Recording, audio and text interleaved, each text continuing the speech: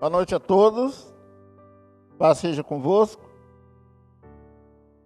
Colossenses capítulo 1, versos 1 a 10, é o texto no qual nós queremos basear a nossa meditação hoje à noite. Porém, o enfoque maior eu quero dar aqui nos versos 9 e 10. Já passou da hora. Esse é ou será o assunto sobre o qual nós queremos falar, ou o título da meditação de hoje. Versos 9 e 10 eu passo a ler, mas eu vou fazer referência depois a todos os versículos aqui. Diz assim, aos Colossenses, capítulo 1, versículo de número 9. Por esta razão, também nós, desde o dia em que o ouvimos, não cessamos de orar por vós e de pedir que transbordeis de pleno conhecimento da sua vontade em toda sabedoria e entendimento espiritual, a fim de viverdes de modo digno do Senhor, para o seu inteiro agrado, frutificando em toda boa obra e crescendo no pleno conhecimento de Deus. E o Espírito Santo, então, hoje nos dê capacidade para entender o ensinamento que esse texto nos traz. Então, meus caros, nos versos 1 e 2 do capítulo 1 dessa epístola, Paulo se apresenta. Paulo fala também sobre a parceria com Timóteo.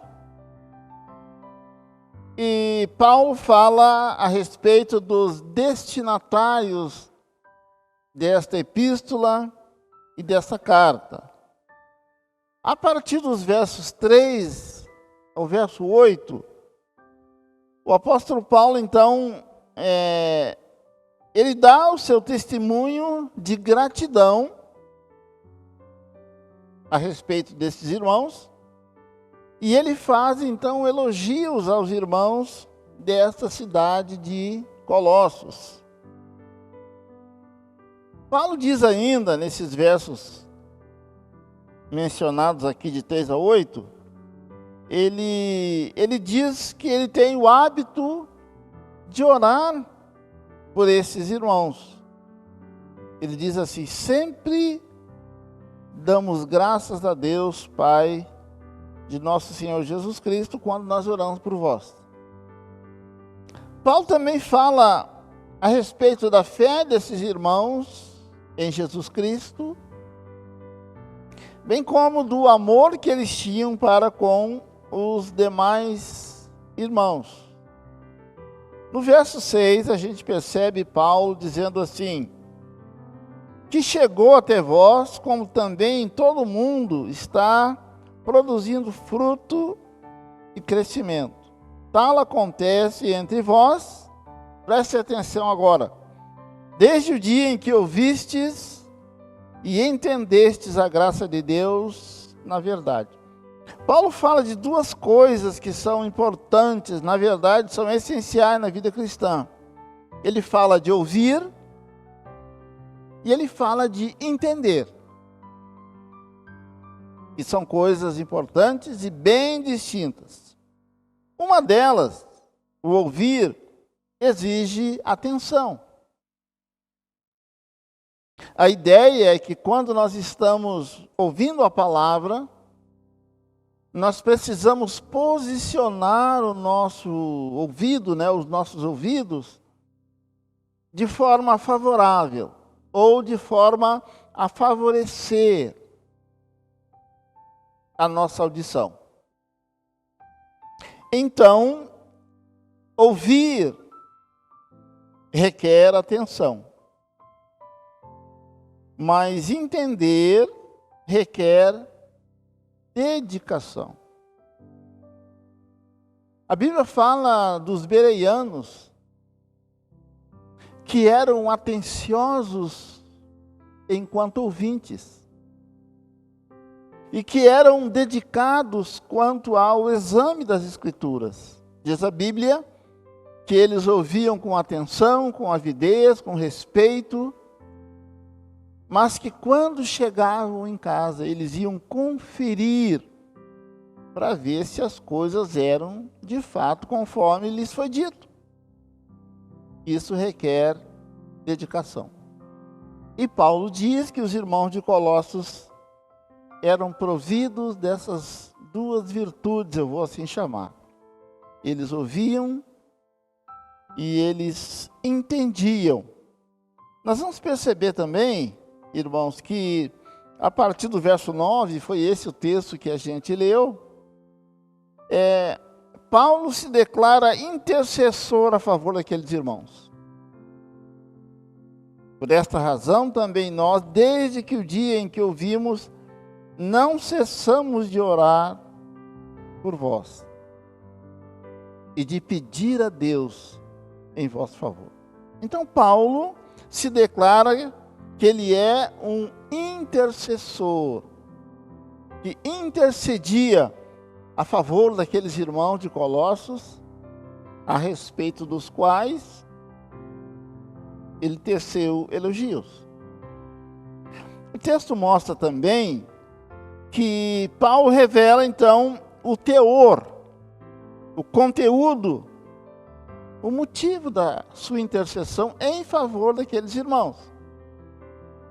E aí a gente lê assim: por esta razão também nós, desde o dia em que ouvimos, não cessamos de orar por vós e de pedir que sejais cheio do conhecimento da sua vontade, em toda sabedoria e entendimento espiritual. Paulo está dizendo então que um dos motivos pelos quais ele orava, ele intercedia pelos irmãos de Colossos, é para que eles fossem cheios do conhecimento da vontade de Deus. Irmãos, conhecer e cumprir a vontade de Deus é a senha para se entrar no reino de Deus. Se não, vejamos.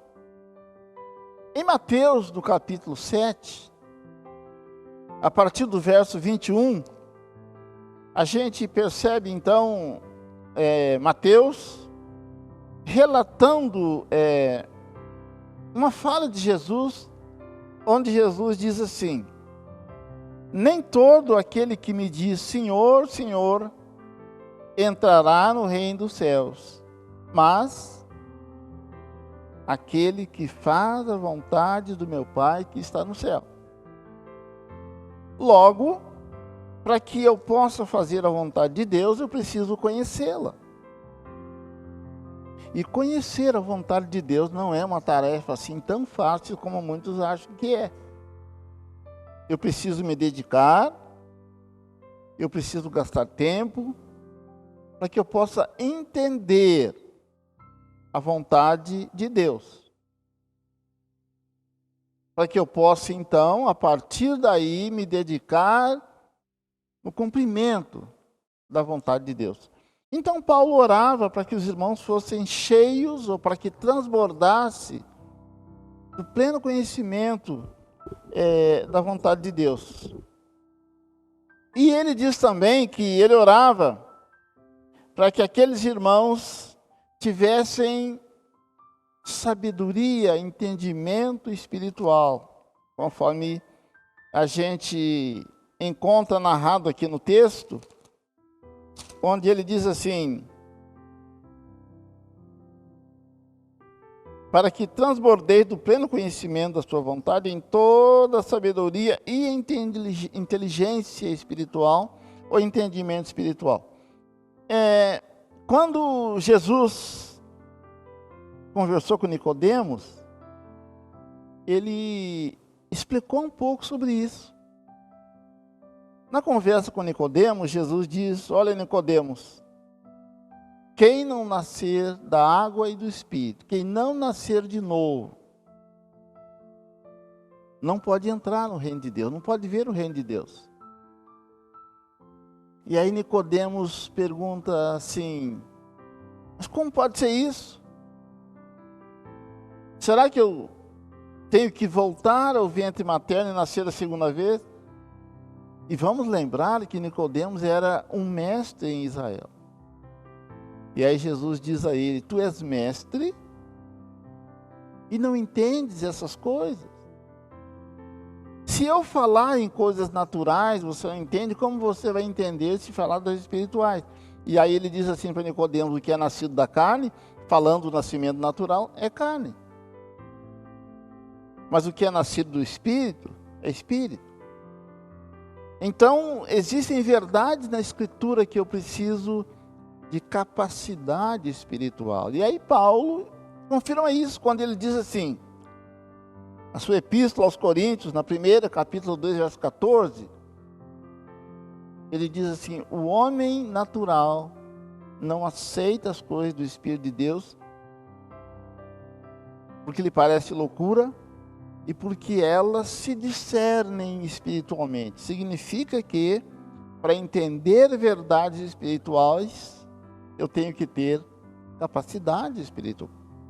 E Paulo, então, intercedia em favor daqueles irmãos, para que eles fossem cheios de inteligência espiritual. Então, irmãos, Paulo orou para que esses irmãos tivessem entendimento espiritual e para que eles transbordassem do pleno conhecimento da vontade de Deus. E aí Jesus, através das palavras de Lucas, ele pergunta assim: por que é que vocês me chamam de Senhor, se vocês não fazem o que eu vos mando? Logo, o que agrada a Deus são atitudes que vão dar veracidade às nossas palavras. Jesus diz: olha, vocês estão me chamando de Senhor, mas a vossa conduta anula as vossas palavras, porque vocês me chamam de Senhor, mas vocês não fazem o que eu vos mando. Então, fazer a vontade de Deus, irmãos, é agradar o Senhor, e nós precisamos entender essa verdade. Mas o que tem a ver o nosso título de Já Passou da Hora com esse texto? Bem, quando a gente percebe algumas questões, quando a gente faz algumas reflexões, e sobretudo nesse período que a gente chama de confinamento social, quando nós estamos retidos ou detidos em função dessa chamada pandemia, nós precisamos aprender algumas coisas, nós precisamos perceber algumas coisas. Senão, a gente corre o risco de sair dessa pandemia do mesmo jeito. Já passou da hora, como assim? Bem, irmãos, eu entendo que já passou da hora da ficha cair. A nossa ficha cair. Irmãos, já passou da hora de entendermos a realidade da vida cristã. A grande maioria dos crentes ainda não entendeu que vida cristã é uma vida de luta, é uma vida de guerra, é uma vida de constante vigilância e, sobretudo, é uma vida de dependência de Deus. Ao contrário do que a gente pensa, Deus não vai evitar o problema, ou evitar que o problema venha nos atingir. Pelo contrário, Ele vai nos dar condições de fazer frente a esse problema e de vencer essa batalha. Já passou da hora, irmãos, de nós entendermos, preste atenção nisso, que Deus nivela por cima. Deus nivela por cima. O padrão de Deus é alto e parece que nós não entendemos isso. A grande maioria da igreja não entendeu que o padrão de Deus é alto. Eu quero trazer um exemplo aqui, na parábola dos talentos, Mateus capítulo 25, a partir do verso 14. O texto nos diz que o Senhor ausentou-se e antes de sair ele procurou 3 dos seus servos e incumbiu a eles, dando-lhes talentos de acordo com a sua capacidade de gerência, ou de gerenciá-los. E aí a Bíblia diz que um recebeu 5, o outro recebeu 2 e o terceiro recebeu 1 talento. O propósito da entrega daqueles talentos para aqueles mordomos é para que eles trabalhassem com esses talentos e eles produzissem para o seu senhor. E depois de um tempo, a Bíblia diz que o senhor voltou e arguiu um a um os seus mordomos. E aí, começando por aquele que recebeu 5, ele perguntou: o que você fez? E ele diz: olha, eu trabalhei e eu consegui mais 5. Tens aquilo que é teu. E ele foi elogiado pelo seu senhor. Ele fez conforme a capacidade que tinha. O que recebeu 2 da mesma maneira. Preste atenção, irmãos, eu estou dizendo que Deus nivela por cima.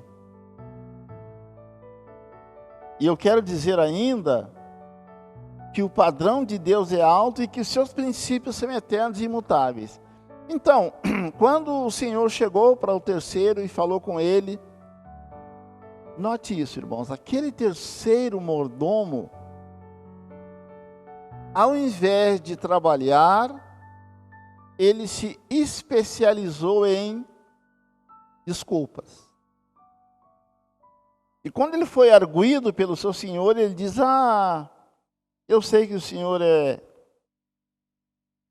justo, que o senhor semeia, o senhor colhe onde não semeia, e eu fiquei com medo.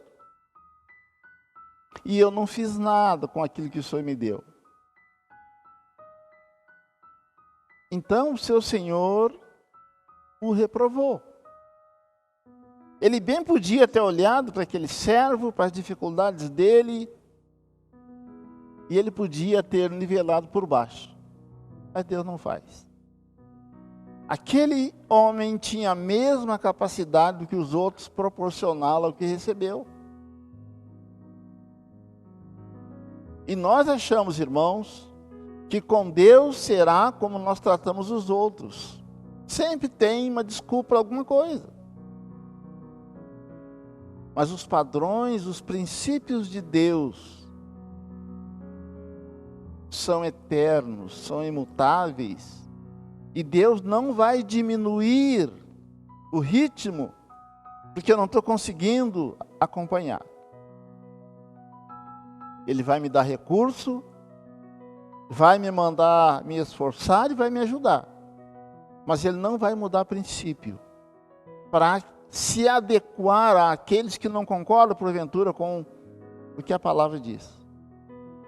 Hoje é muito comum cada irmão levantar um questionamento, colocar sua opinião e discutir e defender sua opinião. Porém, quando o Senhor nos arguir,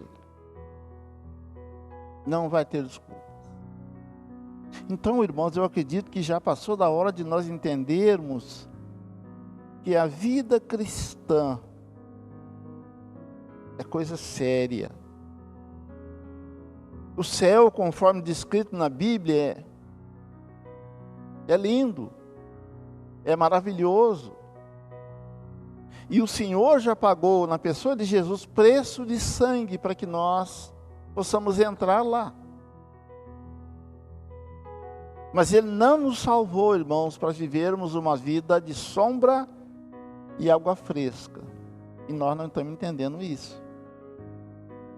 Vida cristã é desafio. E já passou da hora de nós entender isso. O inimigo entendeu isso faz tempo. Ele entendeu o seu papel, a sua função. E ele tem sido um lutador ferrenho contra nós. E por isso tem tido tanta vantagem sobre nós. Porque nós ainda não entendemos, irmãos, que chegou a hora. Aliás, já passou da hora de nós acordarmos, sairmos dessa letargia cristã. A palavra letargia fala, irmãos, de apatia, de inércia, de relaxo, de acomodação.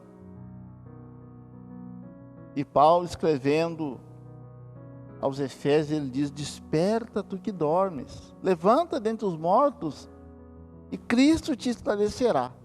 Então hoje à noite eu quero desafiar cada irmão e me sentir desafiado também a entender o propósito de Deus pelo qual Ele me alcançou.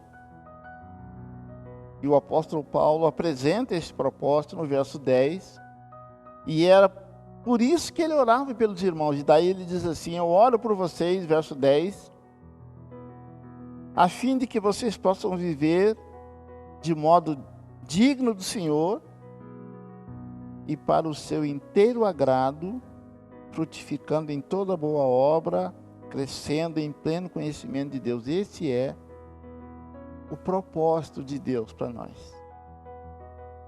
Viver para o seu inteiro agrado. E Paulo entendeu isso muito bem, porque ele escreveu aos Gálatas, e ele diz: não mais eu vivo, mas Cristo vive em mim. E essa vida que eu vivo na carne, eu vivo pela fé no Filho de Deus, o qual me amou e a si mesmo se entregou por mim. Já passou a hora, irmãos, de nós entendermos que nós somos salvos para viver para Deus. E quando Jesus fala sobre a candeia, ele diz que a candeia foi feita para colocar no lugar próprio, para iluminar a casa. E aí ele diz assim: assim brilhe a vossa luz diante dos homens. Assim brilhe a vossa conduta diante dos homens, para que eles vejam as vossas boas obras. Isso significa para que eles vejam aquelas atitudes que vocês tomam e que são compatíveis com a vontade de Deus. E, diante disso, glorifiquem a Deus. Irmãos, esse é o propósito. E já passou a hora de nós entendermos isso e de nos posicionarmos com relação a isso. Então, hoje à noite eu quero trazer essa proposta de reflexão para que nos esmeremos para entender e para aceitar essa verdade de que nós somos criados para glorificar Deus através da nossa vida. Isso faz parte da vontade de Deus para a nossa vida e nós precisamos entender isso. Obrigado pela oportunidade de lermos e de sermos confrontados pela Tua Palavra. Senhor, nós entendemos o propósito pelo qual nós somos alcançados, comprados, resgatados. Deus nos ajude a viver para o Senhor, para o seu inteiro agrado, abrindo mão dos nossos interesses, Senhor, para buscar os teus. Nós te damos graças e nós oramos assim, em nome de Jesus. Amém.